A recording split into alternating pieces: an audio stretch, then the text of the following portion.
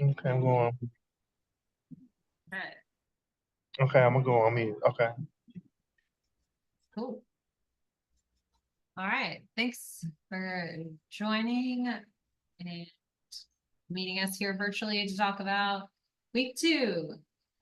This is the MARTA Army Book Club. We're reading the Beltline Emerald Necklace, Atlanta's New Public Realm. And week 2 is about historical context and transit needs. So we'll dive into our first question of the night. How has Atlanta's historical development influenced the need for improved transit? Open up the floor to discussion. Yes, from my interpretation, it's because we need to the as we continue to develop and grow as a city, that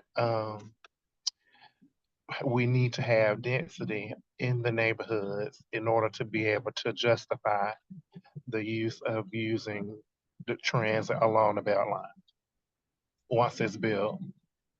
It's not, we need to have enough ridership, and achieving ridership projections is through density. That was my interpretation. Thanks, Brian. I think density is a really key thing. You know, if we build all this transit, we don't have density to support it. It's going to be a problem. Another thing I find interesting, I can't remember if this is in the book, I read it last week, but like most American cities have some sort of like natural border to them, like either the ocean or some sort of river, but Atlanta really doesn't have that. So like theoretically, it could continue to just build out and out forever. And obviously, like as urbanists, that's not what we want, but I do think it will continue to happen without like affordable housing options, which is not obviously our discussion right now, but also like viable transit. Well, yeah, affordable housing does, it really can tie into it, because that's what some of the chapters were saying, and what some of the pages were saying, pages 6 to 20, was that, yeah, part of the density could mean jobs and housing and office space and workspace and entertainment space. Um, so yeah, I like to piggyback off of that and uh, add that to the discussion. Absolutely. And I think we can also add into another point that a wise man once said: Atlanta was the mecca of building railroads and trains. Like, Atlanta has a huge history of railroads, and they all come and go all throughout the city, and especially since a lot of that has been, abandoned, like the Beltline was, that provides an opportunity to move on down the line of a lot of these neighborhoods that have now popped up with a lot of development along that line. And if you look at some of the MARTA lines, they run along some of the right of ways of some of these CSX and Norfolk Southern lines. So I think that's also another great opportunity to follow along that same line. And they mention it in the book so many times of Atlanta having this opportunity of all these railroads coming in everywhere. So that also does present a huge point to expand transit along that.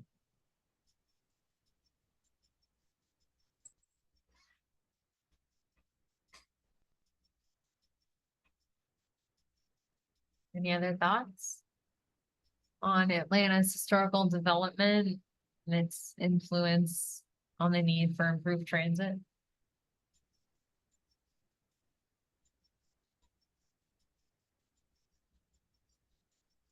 All right. Actually, I did want to, comment. Obviously, it was the highway system that tore Atlanta apart. And at the same time, as the book notes, that as the highway system was tearing Atlanta apart, the city was also experiencing deindustrialization, right?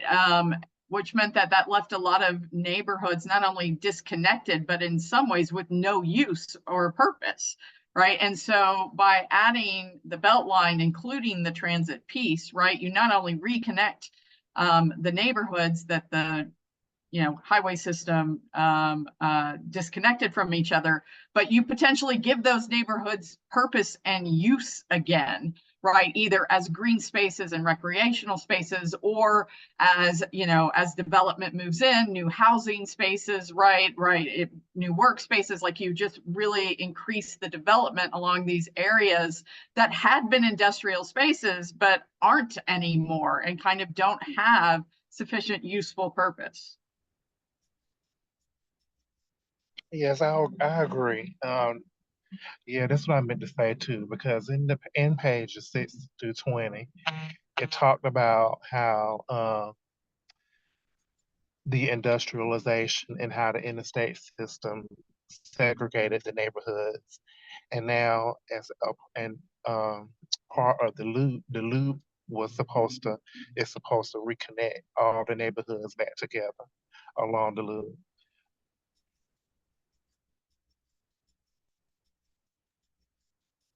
Thank you. All right, let's go to question 2. What were the primary transportation challenges identified in the planning stages?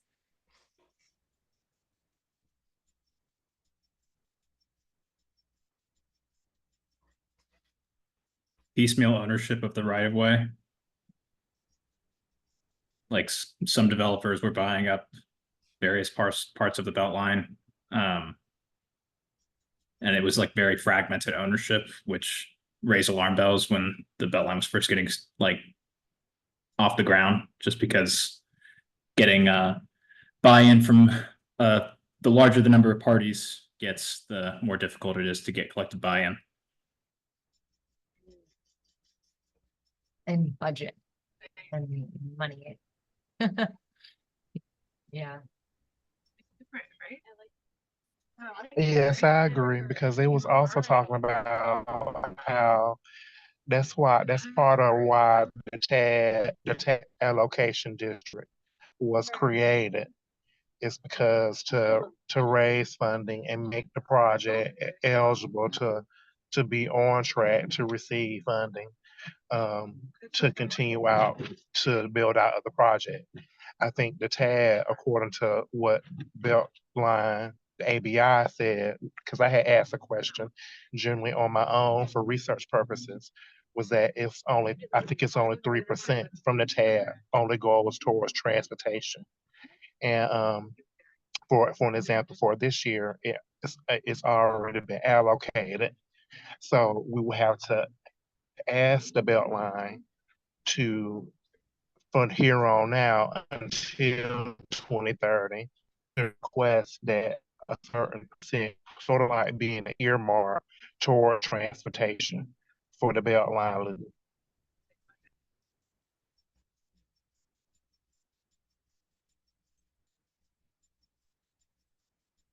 Nice. But right quick picking, I'm sorry, quick piggybacking. Thus I think the primary reason why was because they had to commit to the trail first, because once the trail is built out or whatever, wherever, then that's how we can commit, how we can prove to investors that, okay, yes, the project is ready, the corridor is ready for the next stages, which will be the transit. That's what the premise of the TAD was for, was it was supposed to have a trail and a transit component together. That was the conditions for the TAD.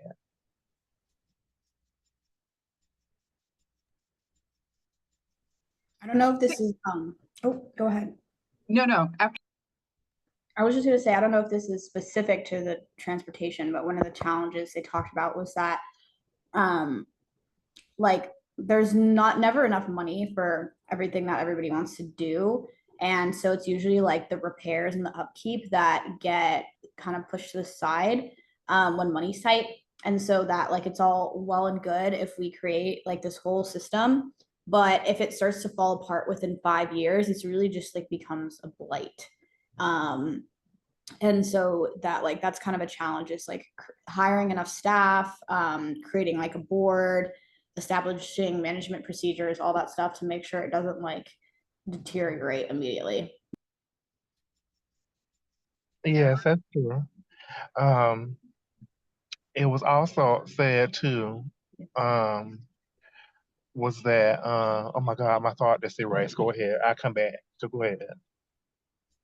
If I could add to kind of Rourke's point, yeah, I was thinking about the trail near Bill Kennedy. There's some public art that never got finished, and it's now just fenced off.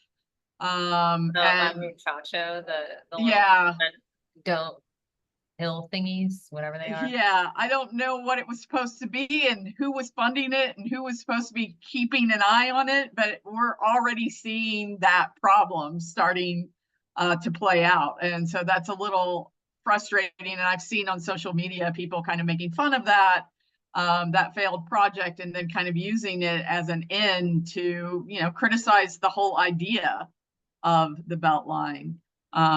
And also kind of more specifically to this point about transportation challenges. And I've read ahead past this first chapter, but I really, in reading this report, I have a much greater sense of the need for those infill stations, because those connection points to get you to the trail and the transportation, right, assuming we get our transit around it, are critical. And without those infill stations, you don't actually have those points where MARTA intersects beyond Lindbergh, which is just insufficient to intersect with the Beltline. And I think we see already a lot of people driving to places just to walk on the Beltline, and that seems like a tremendous waste.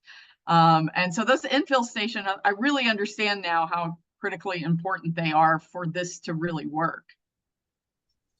Yeah, I totally agree, Carol. I work at 725 Ponds, which they put in above the Murder Kroger, which is no longer Murder Kroger, but that is right on the Beltline. And that whole parking lot is a huge disaster because that's like a really popular spot to enter the Beltline, and people just drive from all over to park there to go on the Beltline. So it's super fun to like walk on the Beltline, but like actually getting there is like increasing car traffic and things that I guess like I would say most people in this group would not be fans of. So like I totally agree. I think it needs to be way more accessible than it is now. Like it's really hard to get there.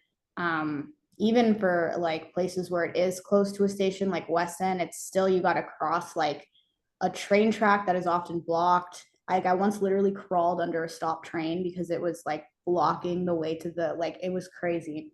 And like multiple lanes of like traffic with no intersections just to get from a train station to the Beltline. And that's like if that's a deterrent for me who is like super dedicated to not using a car, that's going to be a complete block for people, for like the average people. So I totally agree with you, Carol. I think it needs to be way more accessible. I think for the infill stations, it's not like an either or. It's like it has to be a combined effort.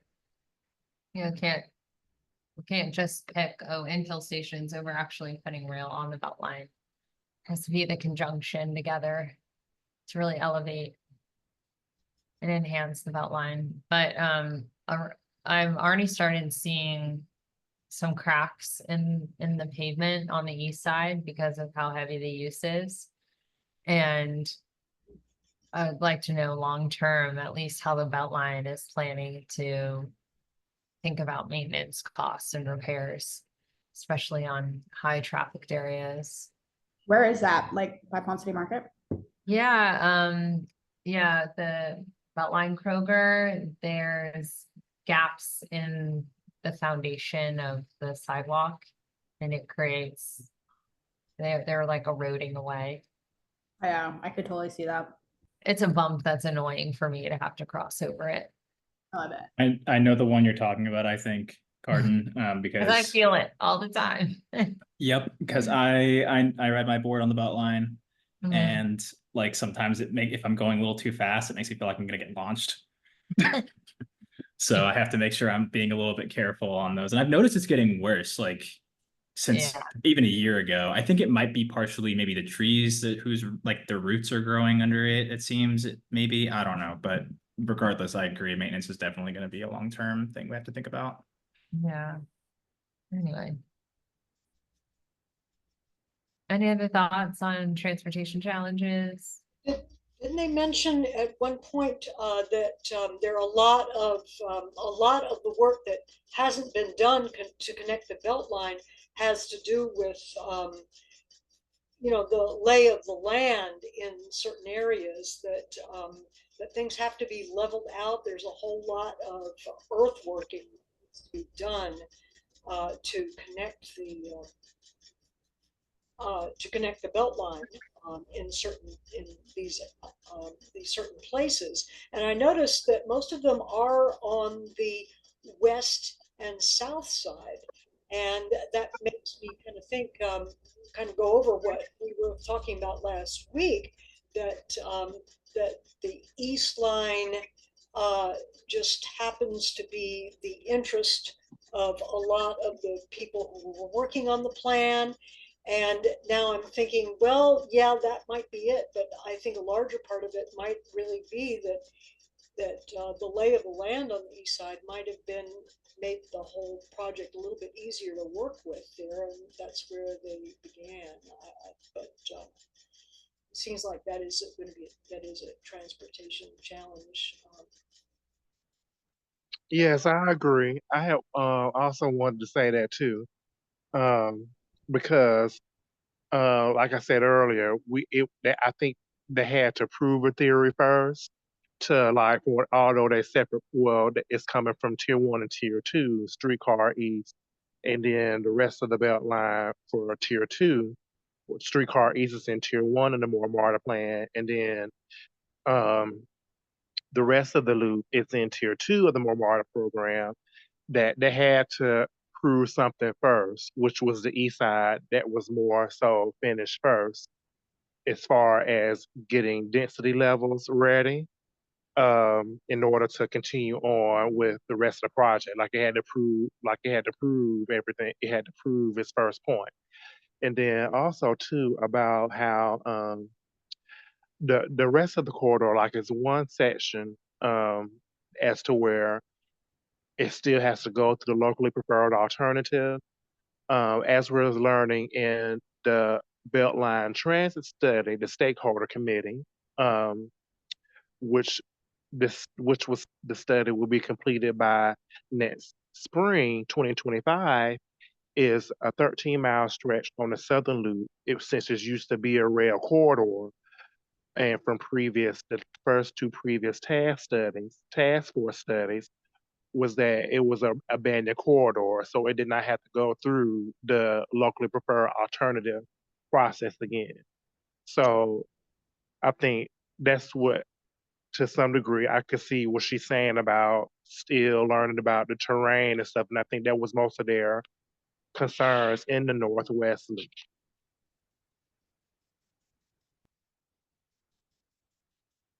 And then environmental, because it's Peachtree Creek.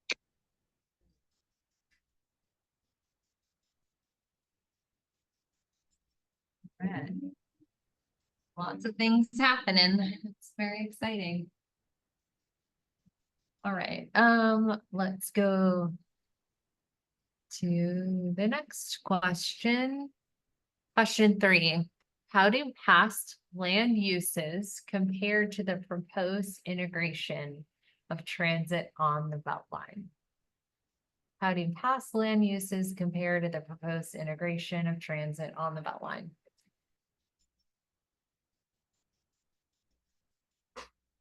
Well, I guess right now, I guess maybe an example of that would be finished trail versus non-finished trail. You could ride stuff on non-finished trail. You can bike on non-finished trail and walk on non-finished trail. And I guess really that'd be something in common, because if the section of the trail is finished, um, you can still drive on the trail, like how we see Trees Atlanta do and other entities, to get to certain points of the trail, and then also too, you can still walk and bike on the trail. So I guess in my interpretation of this question, it would be a comparison. Oh, that's right. Okay, how past land uses compare. So okay, I hope that's right.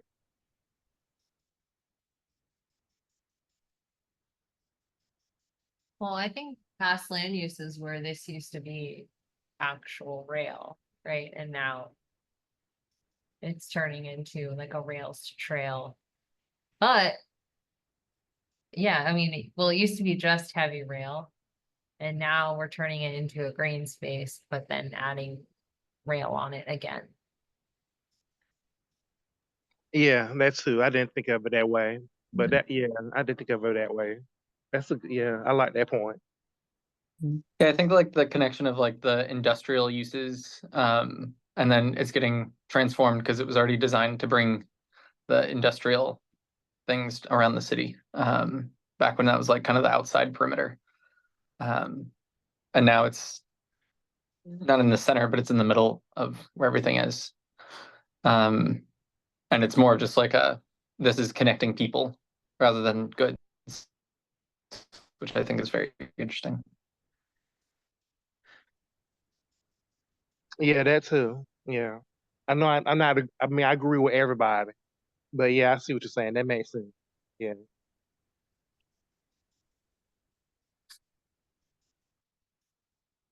Well, I think the other thing around, use, like you said, use connecting, it really is connecting neighborhoods together.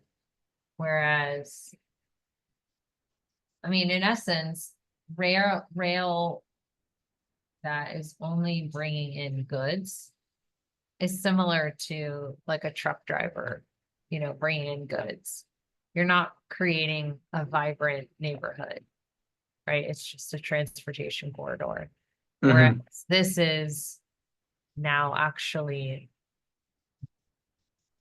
bringing people together, bringing neighborhoods together. We really are transforming the city with this pathway, this transportation pathway, screen space, whatever you want to call it. It's all of the above. It's like mending the damage that was done.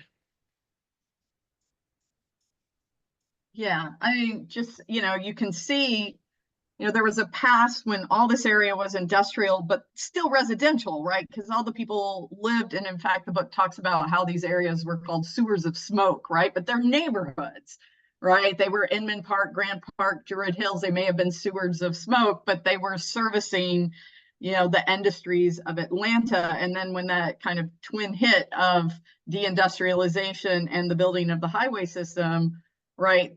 All of that, you lost those and those neighborhoods kind of continued to exist, but they lost some of their vibrancy, right? And kind of part of the goal is to bring back that vibrancy, but minus all the industry, right? Like you're now actually, moving towards the 21st century economy, which is more service-based, right? And it's just more pleasant. You don't get the sewers of smoke because instead of this moving industrial goods, right, this is moving people around and reconnecting the city. Yeah, that's good. Because I like that. I mean, because yeah, it's the truth. During the industrialization period, that's how they was able to get around and stuff along the loop.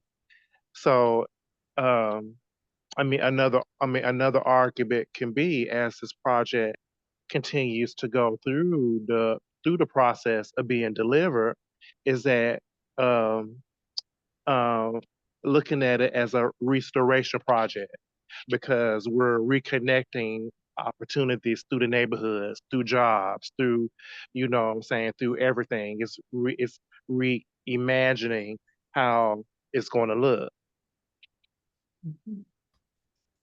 once it's done, once it's in motion.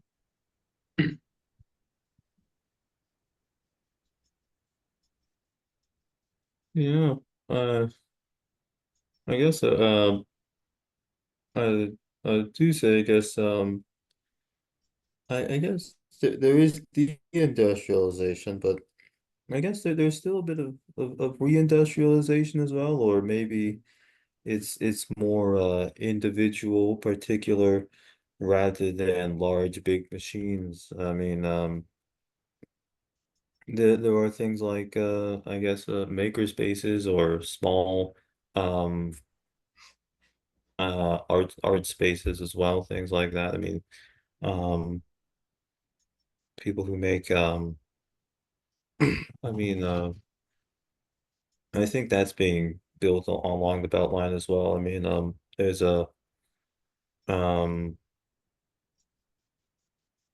there's this former rail yard, I guess, with storage. It seems like on Murphy, um, I think it is, that has this bicycle co-op repair, Soco bicycles, and it has also this art supply store where it's like a glass makers. I think it kind of facilitates more of that as well because that's just certainly a change from the previous use rather than just being a railroad to move large batches of goods. It adds to uh it allows for I guess the personal movement, which allows for more personal expression in a way through making it easier for individuals to go to places to get things custom made in a way.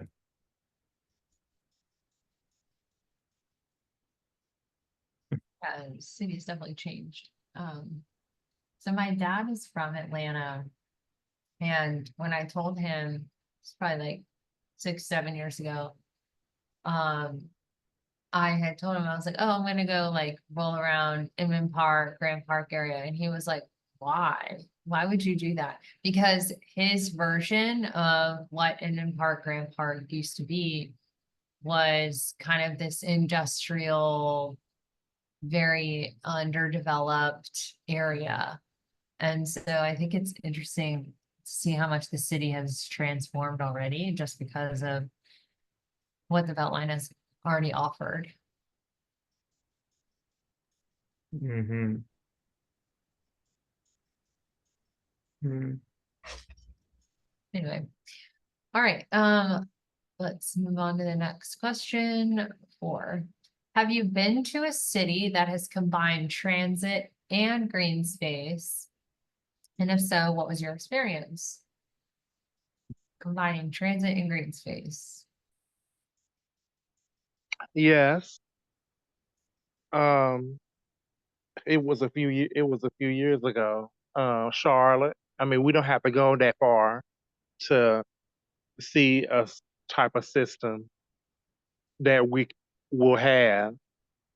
Um, yeah, because it's a mixture of green space that goes through downtown, to the University of North Carolina on the north end. So their system goes to many types of environmental backgrounds, like green space, neighborhoods, etc. Urban.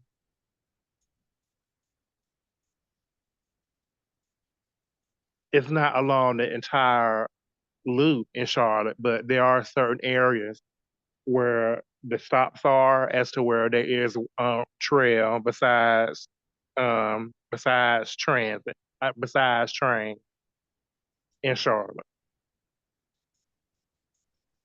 Nice. I have not. Yeah, and another system can be too is like up north. I know up north, like the Philadelphia area, um yeah, they have several types of systems to choose from.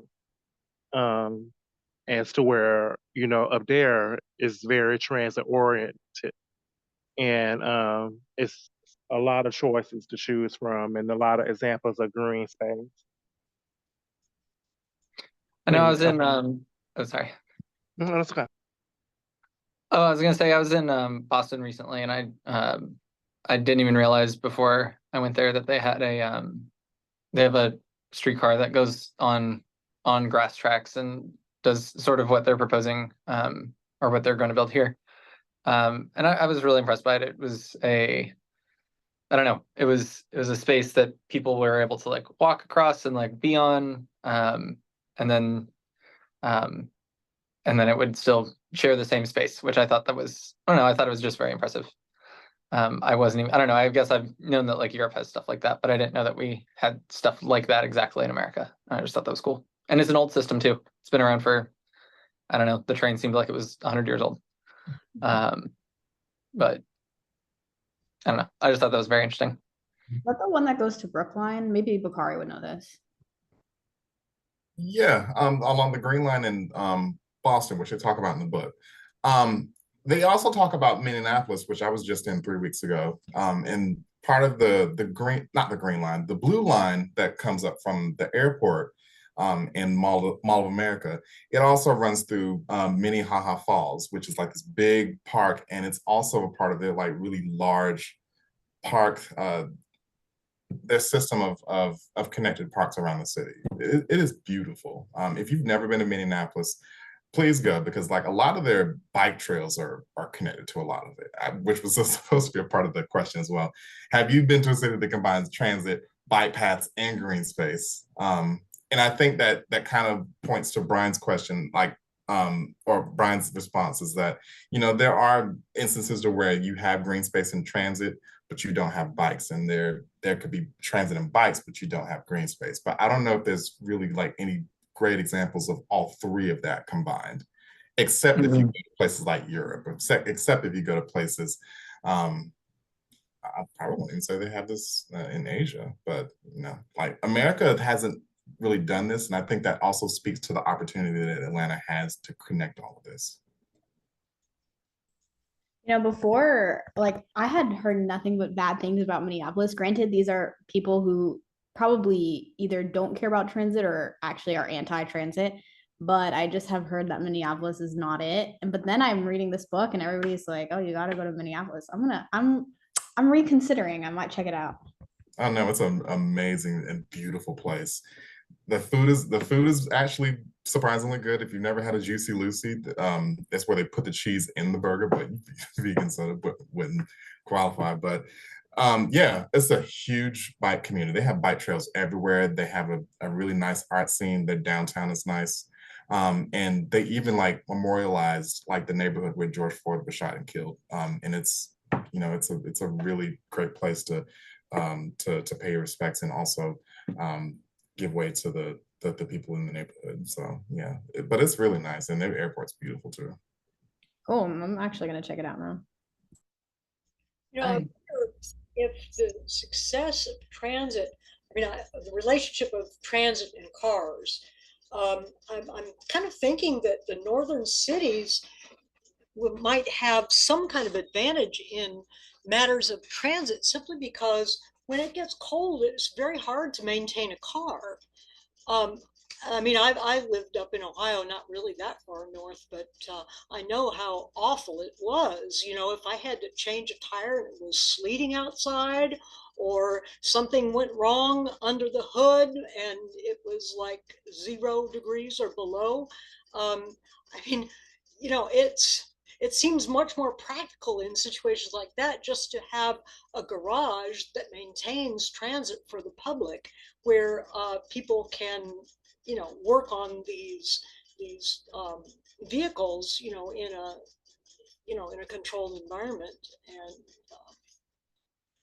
but I'm just wondering how how we're ever going to deal with the situation with cars to you know, further transit here in Atlanta.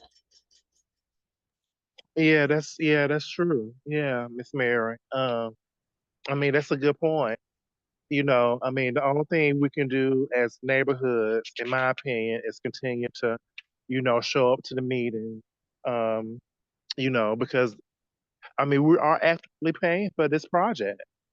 Um, and I mean, through, you know, tax dollars. And, this was a commitment to, you know what I'm saying, when the legislation passed. Atlanta can't not continue to expand its way out through expanding roads and bridges. It has to, at some point, it's at some point, in my opinion, we're going to have to be able to have transit. It's been long overdue, really, in my opinion. So, but yeah, I do like that. It's example of that. And I another thought point that is, oh, sorry. I wanted to bring in another kind of example of something that did combine transit, trails, and green space from Europe. And there's an arc around Lake Geneva in Switzerland that connects. I've only gone from Lausanne to Montreux to Vevey. Those are the three big kind of points that I visited. And then there are little towns in between. But that arc, and it's along the lake itself, and there are many parks along the lake.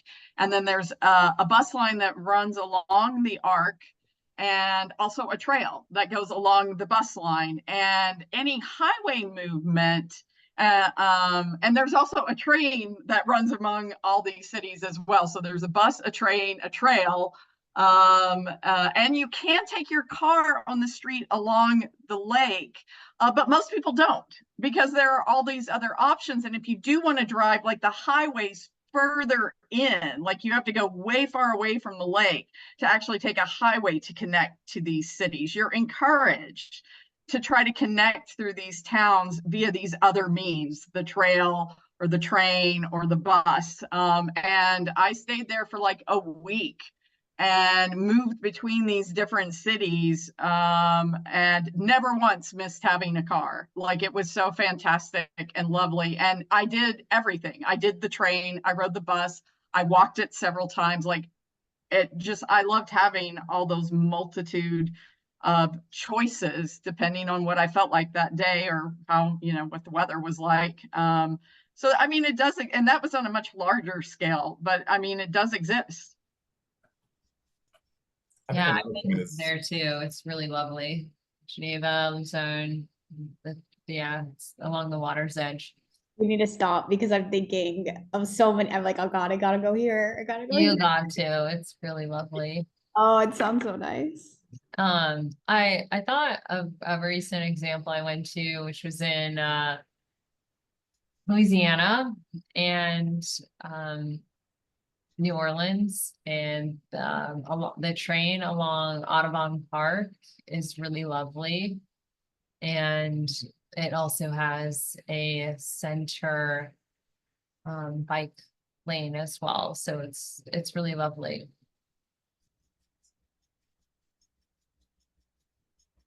All right, let's go to the next question. We kind of talked a little bit about this, but question 5, have you taken transit to the Beltline? And if so, what's been your experience? Oh God, I think I shared a little bit of this, but I tried to take the Beltline. Well, first of all, you can't take the Beltline to Lee and White from Midtown because there's like a section that is just pure mud. So I was like, oh, I'll go to West End and then I'll walk. Please. Oh my God. First of all, the road that is next to West End is pretty much a highway. So like crossing it there's no signal, whatever. You just have to run across. Okay, I crossed the car lane, and then now there's like a train parked on the tracks, like not moving. And I'm like, well, great. Like, I can't walk around a train. It's like 2 miles long. So I just went under it. And then I tried to like walk the rest of the way there, no sidewalk. So I'm like in the road, like it was so bad. Anyways, I guess I could try again on a different station, but that one seems like it's like so cool. It's under a mile, and I like almost died several times. Yeah, because that section, that's Adair Park and Capitol View, which is my neighborhood. Um, So it's sort of like nestled between two stations, Oakland City and West End. I think the West End part is 0.3 miles, 0.3 miles. But yeah, I do see that experience there, because it's yeah, I do see the challenge there, which is more reason why you would need transit to connect everything together. I guess through the infield stations at some point, however that administrative order is implemented. But that's my one experience. Another way I took it was through the streetcar to, of course, it doesn't go all the way to the Beltline yet, but you have to get off at Edgewood, and then, I tried it. I walked through the Martin Luther King Center. It was doing a festival, and then I followed it all the way to the Beltline. So it was probably about a 15-minute walk, but again, everybody can't walk. So, and stuff like that. So I guess that'd be the challenge is it's not accommodating to everyone. I think, yeah, I've done a couple different ones. I've taken the 809 bus up Boulevard and then Monroe over to right where the Beltline is next to Piedmont Park. I've done that, and then I've also done the shuttle that they connect from the North Ave station over to Pond City Market, and then they run that little shuttle that's that free shuttle. And obviously both of those, I don't know, like those are, I don't know, we've all taken the buses. I don't know if you guys have done the shuttle, but I don't know, it exists. I It know takes that. work when it's like too rainy to bike. I thought the shuttle was only for residents and people that. It is, but they don't give a fuck. Like they do Oh. not. Yeah, Oh, they don't. That being said, it's also not like reliable either. yeah. So that's the main thing. The shuttle is really not reliable. Is the specific one I'm talking about. But yeah, I don't know. I think like when I hear people talk about like transit to the Beltline is like, oh well, we can start having buses to the Beltline. I'm sitting here thinking like we already do, and I don't think that's We really already do. Yeah, they're Yeah. not very. Another thing too that kind of pisses me off about because I also like my office runs a shuttle. Donald's office, which is right next to mine, runs a shuttle from North Avenue to our offices. And like another thing that pisses me off too is like, first of all, these offices are next to the like Beltline, whatever. Second of all, again, there's the 2 and the 102 that are like probably one of the most reliable bus routes. Granted, that's a low bar for MARTA, but of the bus routes, they're probably the one of the best. But like the kind of people that are like gonna go to the Beltline sometimes, like or work in these offices, sometimes do not feel they feel certain type of way about public buses, which like there's also it's a whole other thing. There's like a whole stigma against buses, whatever. But like the fact that we have to run private shuttles when there's already like existing bus routes because people won't take the bus is like also like a whole other can of worms. Anyways, that was like a whole rant. I don't know if that was helpful, but Yeah, No, there's I think also the 21. The 21 on Memorial goes from 5 Points and it goes all the way to Bill Kennedy Way when you can get on there. And then you get off at like Muchacho and then you can go north on the east side Beltline.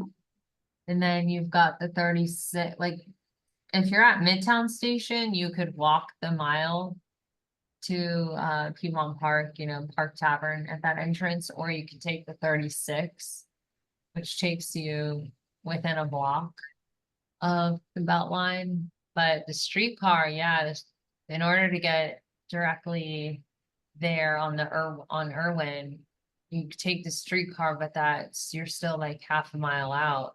Or the 809. I think is it the 3 bus or maybe it's the 809. I think the 4 bus is the one The that 4. goes. There we go. Yeah. The 4, Mhm. but that also stops short. The 4 is the closest that you can get over on to Irwin, but you're still at least a quarter of a mile away from that crossing. Or you yeah, can get off at what is that, Inman Park, Reynoldstown, and then walk the mile. Which is yeah. not too far. But the 4 only goes once an hour, so Mhm. with the 809, so or 45 minutes or something, and really long. So If it comes, which is if it comes, exactly. Yeah.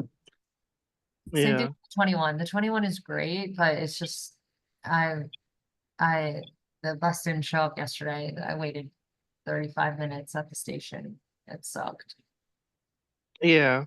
And I think also too, part of this about our experiences is, as this project moves forward and we continue and neighborhoods continue to advocate for the project, is to talk to and, tell our concerns to the entities, such as MARTA, et cetera, as to what can we do better to promote transit.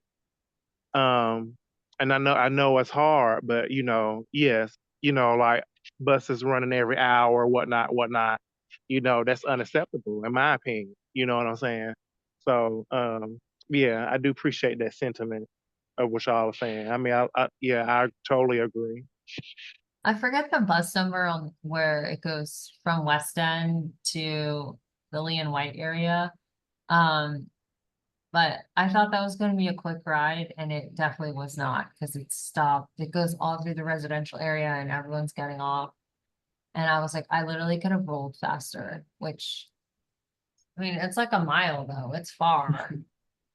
Yeah, It also takes you at the south end of the Lee and White crossing, so you still have to backtrack.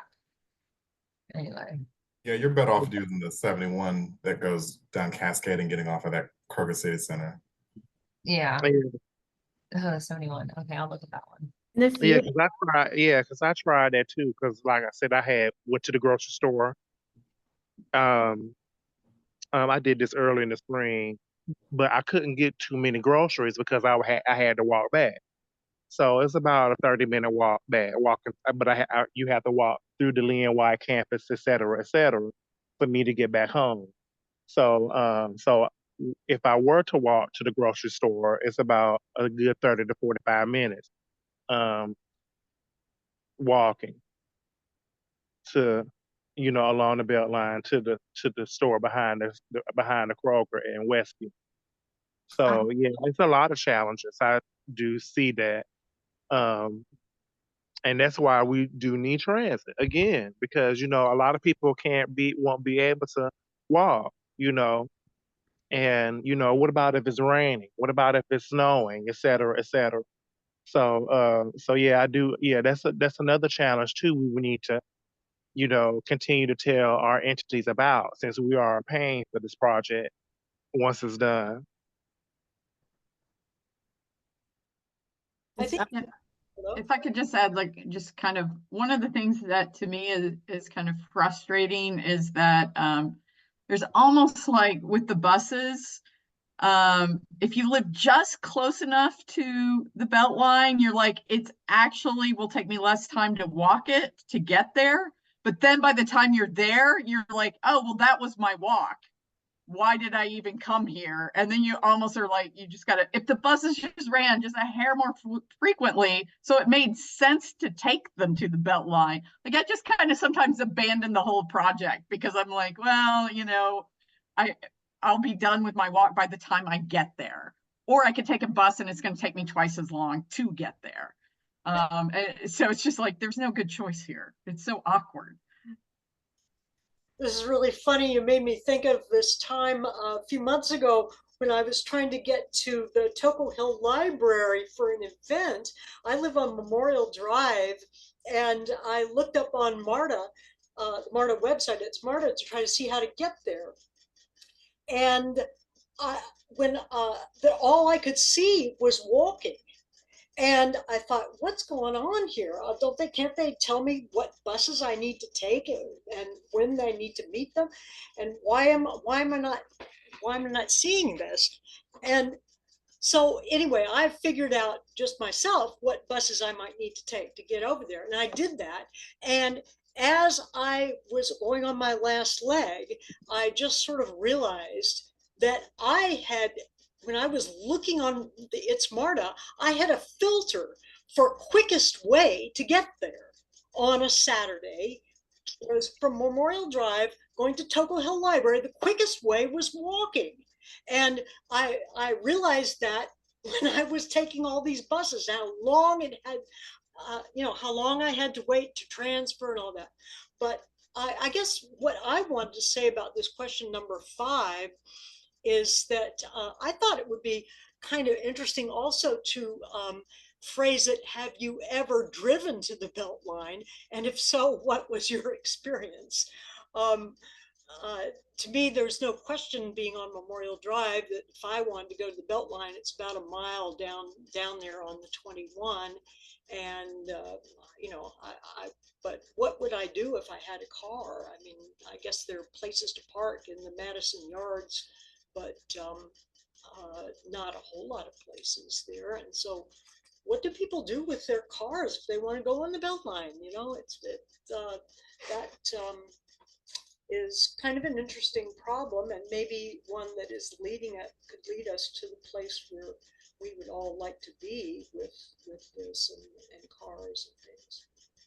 At least Yeah. people almost like around Pond City Market, people will park in the neighborhoods, but again, with how many people work there, it gets so congested. You end up walking so far to your car that I'm almost like, in my mind, as somebody who takes transit, it's faster if you just take transit rather than park a mile away and walk. But like, again, some of the people I work with, they would never consider stepping on a bus, so like that's a non-option for them. But like, Yeah. why are you doing this? Like, where you're parking so far. Yeah. I And also, guess. go ahead, I'm sorry. Oh, sorry. No, you go. All right. Uh-oh, I forgot my thought. But okay, it just came back. But yeah, that's true. I know but this was done earlier this year about the parking minimums in the Beltline overlay and stuff. I have to read the legislation. I think it's about 20 pages. But it set a parking minimum um towards projects that's trying to get Beltline frontage. An example of that is most recently NPUF for the Amsterdam Walk project from in um, in Morningside, Lenox neighborhood. That was one of their main things the NPU was saying. NPU stands for Neighborhood Planning Unit. Um, was that okay? We can't endorse such a project, and and then I mean, with so much parking. So without a transit plan. And so what happened? The developer had to go back and, they had to scale down the project. So my perspective of that is that the power is in our hands as the neighborhood, as we steer this project forward. Yeah, I like that. And ensuring that those neighborhood planning boards are staffed with people that are pro-transit. And are thinking about those kinds of things. And actually take it. I think I saw a post the other day, I don't know, some expose about how like the MARTA board members take it twice a year. Like, that was so shocking to me. I was like, what the hell?